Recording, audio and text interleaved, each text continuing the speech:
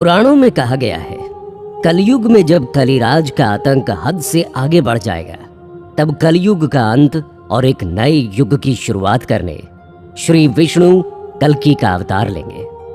पर कहाँ होगा कल्कि का जन्म? ये आज भी एक बहुत बड़ा रहस्य है। कहा तो ये भी गया है कि कल्कि वहां आएंगे जहां 7 इमॉर्टल्स और 7 सप्तऋषि आज भी जीवित हों, और जहां ये सभी हिडन ह्यूमंस सदियों से कल्कि के इंतजार में ही रुके हुए हों। और वहीं ये सभी कल्कि को सिखाएंगे ब्रह्म विद्या और उन डिवाइन अस्त्र शस्त्रों का ज्ञान जो रामायण और महाभारत काल के बाद इस धरती से गायब हो चुके हैं। इंडियन वैदिक स्क्रिप्ट की माने तो हिमालयन रेंज के एक मिस्टीरियस माउंटेन में आज भी एक ऐसी ही अनोखी दुनिया छिपी हुई है जहां ये महामानव अपनी समाधि में लीन है।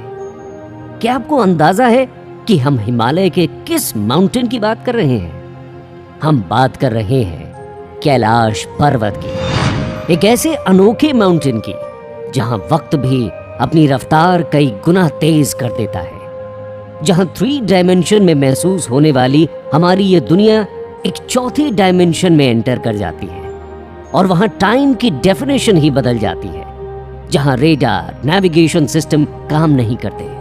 तो क्या समय की सीमा से परे Kailash time travel, multiverse, multi dimension, time paradox जैसी कल्पनाओं को सच्चाई में बदल सकता है?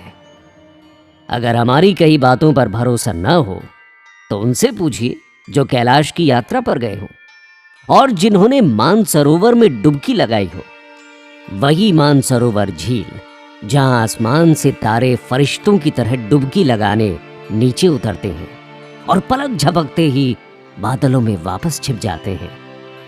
आज के इस मानसरोवर झील को सदियों पहले वैदिक युग में क्षीर सागर कहा जाता था।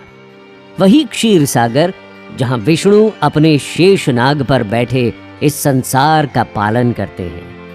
और कहा तो ये भी गया है कि शेष नाग ही इस धरती को अपने फन पर संभाले हुए हैं। तो क्या आज जिस कैलाश को साइंटिस्ट एक्सेस मंडी कहकर पुकारते हैं, उसके नीचे वो शेष नाग छिपा हुआ है? बौद्ध एंशिएंट स्क्रिप्ट भी कहती है कैलाश के अंदर एक गुप्त शहर है, एक ऐसा शहर जिसकी ना तो कोई जमीन है और ना ही कोई आसमान, जिसे कोई शांग्रीला के नाम से जानता है तो कोई संभाला, तो कुछ वैज्ञानिक इसे एलियंस की दुनिया मानते हैं, तो हिंदुओं के लिए यह शिव का निवास है, उनका कैलाश है।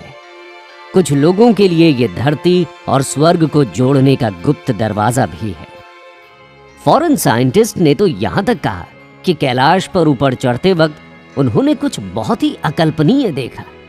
न सिर्फ इतना, बल्कि कुछ सालों बाद ही उन सभी की मौत भी हो गई।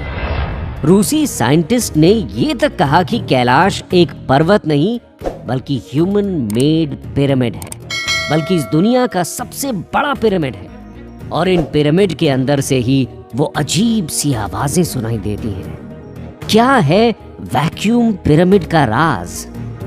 नासा कैलाश पर्वत के किन रहस्यों को उजागर करती है? कैलाश में ही क्यों दिखते हैं ये हिम मानव? कहां रहते हैं महाअघोरी? क्या कैलाश के राक्षस ताल में आज भी राक्षसों और रावण जैसे महादानव की रूह घूमती है? क्या कैलाश पर्वत पर कंपास काम नहीं करते? क्यों अक्सर दिखते हैं यूएफओ कैलाश पर्वत के नजदीक? चमकते गिरते हुए सितारे और मिस्टीरियस आवाज के पीछे का राज क्या है? क्या एलियन सच में कैलाश पर्वत पर रहते हैं? और क्या भगवान शिव ही एलियन है? बौद्ध धर्म के अनुयायी और चीन कैलाश के अंदर किस नगर की तलाश में जुटे हुए हैं? क्यों चीन ने कैलाश को घेर रखा है? और क्या हुआ था गुंगे किंगडम के उन 1 लाख लोगों के साथ? क्या वो कैलाश पर जाकर गायब हो गए, और कैसे? कैलाश के हर एक राज से आज पर्दा उठने वाला है, लेकिन इसके लिए आपको इस कहानी को बहुत ध्यान से और पूरा सुनना जरूरी है। तो बने रहिए हमारे साथ और सुनते रहिए